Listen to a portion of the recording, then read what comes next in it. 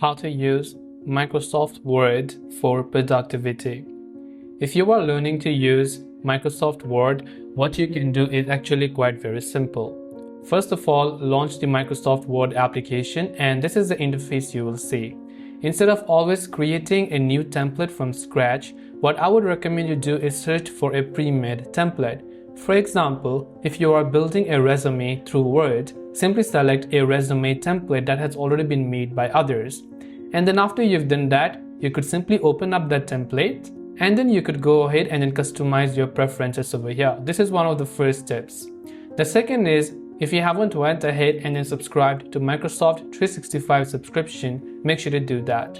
Right here you can see the activate button. If you haven't done so, it will ask you to start a free trial, so sign up for a free Microsoft account. The third way that you can make your Microsoft Word session much more productive is by simply subscribing to our channel for more regular tips and tutorials such as these. Thanks for watching, and see you in the next video.